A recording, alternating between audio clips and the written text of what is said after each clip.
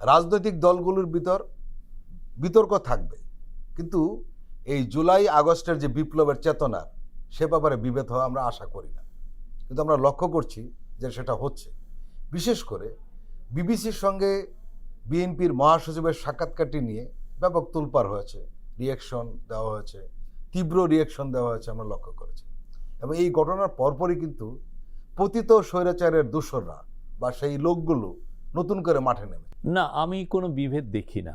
এখন দেখেন আপনি, এটা একটা খুবই একটা বড় ব্রডার কোয়ালিশন ছিল যখন জুলাই আগস্টে, এখানে অনেক মত পথের লোকগুলো আমাদের সাথে এক জায়গায় এসছেন, এবং এই আন্দোলন যখন বাস্তবায়ন হলো, যখন হাসিনা চলে গেলেন, হ্যাঁ, শেখ হাসিনার চোরতন্ত্র যখন ফিনিশ হলো, আপনার একটা পার্টির যে ইডিওলজি, সে তো তার ইডিওলজির কথাগুলোই বলবে, ঠিক না? একটা জিনিস দেখা দিচ্ছে যে কেউ কেউ দ্রুত ইলেকশন চাচ্ছেন, কেউ দেরিতে ইলেকশন চাচ্ছেন। এটা একদম যে অস্বাভাবিক তো কিছু না। কেউ কেউ বলছেন যে আমাদের উপর আস্থা রাখেন, আমরা এসে ইলেকশন করে ইলেকটেড গভর্নমেন্ট, পার্লামেন্টে ডিবেট করে আমরা এই রিফর্মগুলো করব যেগুলোর কথা হচ্ছে। আবার আরেক দল বলছে যে না, আমরা হিস্টোরিক্যালি দেখেছি যে পলিটিক্যাল পার্টিগুলোর উপরে আস্থা রাখা যায় না, এবং আস্থা রাখলে যেটা হয় যে তারা এই রিফর্ম তো করেই না, বরং যে যতগুলো রিফর্ম হয়েছে সোফার সেগুলোকেও তারা উল্টিয়ে দেয়, এটাকে স্ক্র্যাপ করে বন্ধ করে দেয় বা এটাকে ডাস্টবিনে ছুড়ে দেয়। তো এই জায়গাগুলো তো অনেক, এগুলো আমাদের সোসাইটিতে এই ডিবেটগুলো হবে এবং এটাই স্বাভাবিক।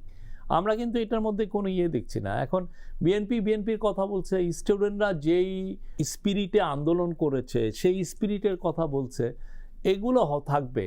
এটারে মানে খুব বড় বেশি আমার মনে হয় না যে এটা নিয়ে বিদেশে কেউ বা আমাদের যারা ফরেন বন্ধু আছেন তারা বলছেন যে তোমাদের এখানে কি হচ্ছে, কেউ কিন্তু আসলে এটাকে নিচ্ছে না।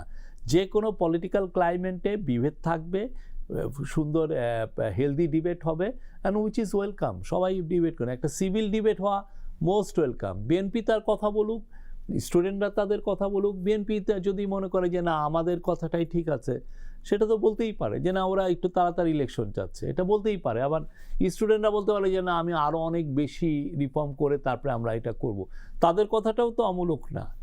একটি সমস্যা কিন্তু তৈরি হয়, যেটা আমরা লক্ষ্য করছি, সেটি হলো এই রাজনৈতিক বিতর্কে মধ্য দিয়ে কয়েকটা বিষয় সামনে এসছে। আমরা লক্ষ্য করছি যে সবাই যারা একটা কথা অলরেডি বললেন যে স্বৈরাচারের এরা আমরা কিন্তু দেখছি না। ওরা অনেকে ভাবছেন যে স্বৈরাচার, এই বিভেদের কারণে স্বৈরাচার কই, আমি তো মাঠে তাদেরকে দেখি না। বাংলাদেশের স্বৈরাচারের সত্যিকার অর্থে সাপোর্ট আছে? ওদের তো সব দেখবেন ফেসবুকে, অনলাইনে দুই একটা গল্প টল্প করেন এবং মিথ্যা কথা বলেন। যারা পালিয়ে গেছেন তারাই বিভিন্ন চিঠি তারা একটু দিচ্ছেন।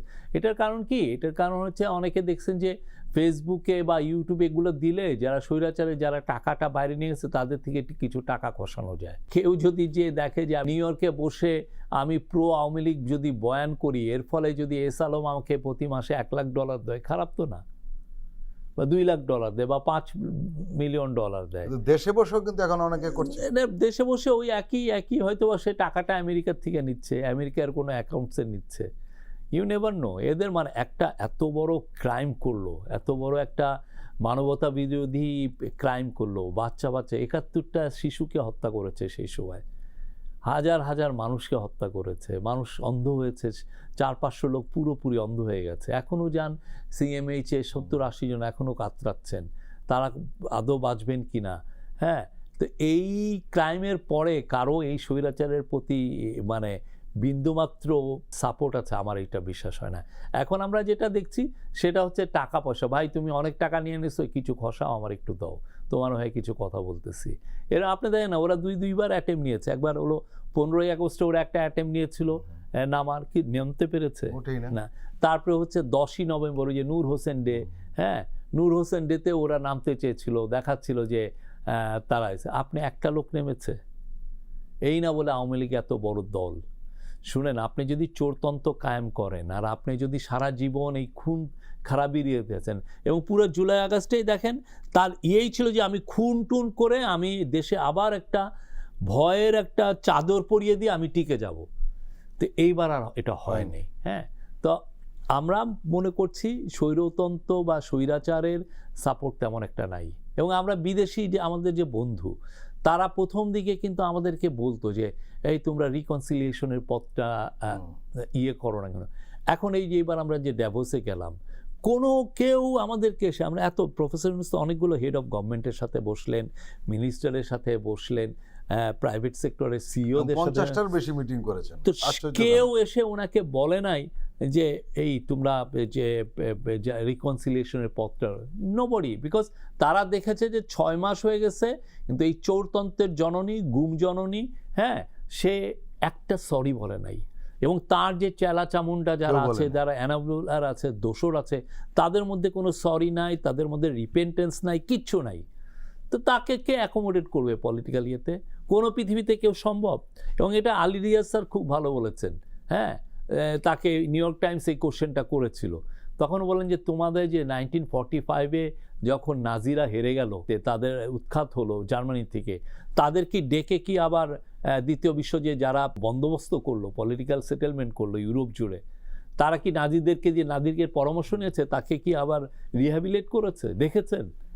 তো ওই রকমই এটা স্বৈরাচার কে কি বললো, অনলাইনে অনেক গরম করে ফেলে, বিকজ দে নিড মানি। কিছু কিছু লোক যারা নিউ ইয়র্কে বসে আছে, তার তো চলতে হবে, তো সে তো কোনো লাইফ স্কিল অর্জন করে নাই, তার তো একটা জিনিস নিয়ে চলতে হবে। তো দেখতে যে ইসলামের কিছু টাকা খসাই, এটাই হচ্ছে, আর কিছু না।